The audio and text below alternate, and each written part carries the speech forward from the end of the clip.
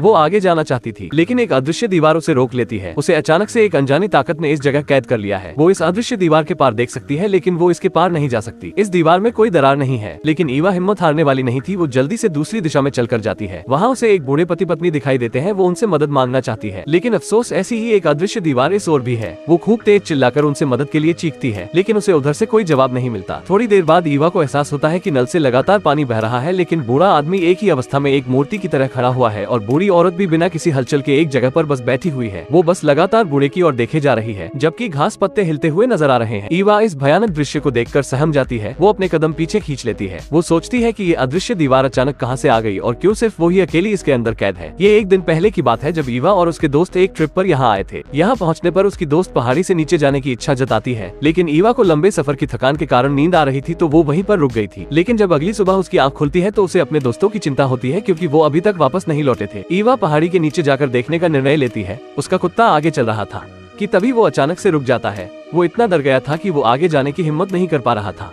ईवा अकेले आगे बढ़ती है देखने के लिए आखिर माजरा क्या है। वो देखती है कि उसके सामने एक कांच के जैसी एक दीवार है। ये दीवार उसे आगे जाने से रोक रही है। अब वो इस अदृश्य दीवार के भीतर एक कैदी बनकर रह गई है। ईवा रोज देखने आती है दीवार गायब हुई या नहीं। आज पूरा 1 महीना बीत चुका है, लेकिन उसके दोस्त अभी तक वापस नहीं आए हैं। वो कुछ लोगों और चीजों को दीवार के उस पार देख तो सकती है, लेकिन वो उस पार जा नहीं सकती। लेकिन उससे भी खतरनाक बात ये है कि ये दीवार उसे घेरते हुए पास आती जा रही है और अब वो अपने कमरे में कैद हो गई है। ये दीवार उसे दबाकर मार देना चाहती है, लेकिन तभी ईवा नींद से जाग उठती है। ये बस एक सपना था। ईवा धीरे से दरवाजा खोलकर बाहर निकलती है। वो अपने हाथों से चेक करके देखती है, शुक्र है दीवार चलकर यहाँ तक नहीं पहुँची है। वो दूरबीन ले जाकर देखती है कि वो बूढ़े लोग अभी भी उसी अवस्था में हैं। अब ईवा का धैर्य टूट रहा है। वो अपनी कार को तेज रफ्तार में दौड़ाती है। वो मन में सोचती है कि आज वो यहाँ से निकल कर रहेगी, लेकिन कार दीवार से टकराकर क्षतिग्रस्त हो जाती है। उसके सर से खून बह रहा है, लेकिन दीवार को कोई हानि नहीं पहुंची है। ईवा वादियों में घूम घूम कर यहाँ से बाहर जाने का कोई रास्ता खोजने की कोशिश करती है, लेकिन उसके हाथ बस निराशा ही लगती है। लगता है वो अब कभी भी यहाँ से बाहर नहीं जा सकेगी। अब थक हार के वो इस कठिन परिस्थिति में खुद को ढालना शुरू करती है। वो अपनी कड़ी मेहनत से सब्जियां उगाती है और जब उसे मीट की जरूरत होती है तो वो गन लेकर अपने कुत्ते के साथ शिकार करने निकल जाती है। आज ईवा को इस कैद में पूरे 121 दिन बीत चुके हैं। बाहर तेज बारिश हो रही है। अचानक उसे दरवाजे के बाहर कुछ आवाज सुनाई देती है। वो दरवाजा खोलकर देखती है तो वहाँ एक भीगी बिल्ली बैठी थी। ईवा उसे घर के अंदर ले आती है। अब उसे जिंदगी के अकेलेपन को दूर करने के लिए एक और साथी मिल गया है। अब कुछ ही दिनों में ईवा के पास कई पालतू जानवर इकट्ठे हो गए हैं और उनमें से ये कुत्ता तो उसके जीने का सबसे बड़ा सहारा है। अपने इस परिवार को पालने के लिए ईवा बहुत सी कलाओं में माहिर हो चुकी है। वो अपनी गाय के लिए जंगल से घास काट कर लाती है। उसने अपने पालतू जानवरों की हर तरह से देखभाल करना सीख लिया है। आज जहाँ बिना मोबाइल और इंटरनेट की जिंदगी की कल्पना करना मुश्किल है, ईवा इस तरह यहाँ अकेले पूरा 1 साल गुजार चुकी है। वो इन पहाड़ों की कठिन जिंदगी में खुद को पूरी तरह से ढाल चुकी है। एक दिन ईवा देखती है कि वो ट्रक जो यहाँ खड़े हुए पिछले 1 साल से देख रही थी अपनी जगह से खिसका हुआ नजर आता है। वो ट्रक के पास जाकर देखने के लिए आगे बढ़ती है, लेकिन वही अदृश्य दीवार उसके आड़े आ जाती है। जब कभी भी उसके अंदर कोई उम्मीद जागती है, ये अदृश्य दीवार उसे चकनाचूर कर देती है। एक दिन वो अपने कुत्ते को पहाड़ों पर घुमा रही थी, तभी अचानक कुत्ते को किसी का एहसास होता है। वो तेजी से उस ओर भागता है। ईवा भी उसके पीछे जाती है। वो एक जीता जागता इंसान है। आज उसने सालों के बाद एक जिंदा इंसान को देखा है। वो आदमी इतना ज्यादा भूखा था कि वो कुत्ते को खाने के लिए मारना चाहता था। ईवा तेजी से घर की तरफ भागती है और अपनी शॉटगन उठाकर लाती है, लेकिन जब तक वो अपने कुत्ते को बचाने वहाँ पहुँचती है, वो आदमी कुल्हाड़ी से कुत्ते पर वार कर देता है। ईवा बिना हिचके आदमी पर गोली चला देती है, लेकिन उसे पहुँचने में थोड़ी सी देर हो गई। उसका कुत्ता जो सालों से उसका साथ निभा रहा था, आज वो इस दुनिया में नहीं रहा। वो बहुत रोती है। वो आंसुओं के साथ अपने साथी को दफना देती है। अब वो वापस उस आदमी के पास जाती है। वो आदमी मर चुका है, लेकिन ईवा को इसका कोई दुख नहीं है। उसे उस आदमी पर अभी भी गुस्सा आ रहा है जिसने उसके जान से प्यारे कुत्ते को मार डाला। वो उसकी बॉडी को पहाड़ से ले जाकर नीचे धकेल देती है। अपने कुत्ते को खोने के बाद उसने जीने की आशा भी खो दी है। वो अपनी डायरी में अपनी भावनाओं को बयां करती है, लेकिन ये आज आखिरी बार लिख रही है, क्योंकि उसकी डायरी का आखिरी पन्ना भी आज पूरा भर चुका है।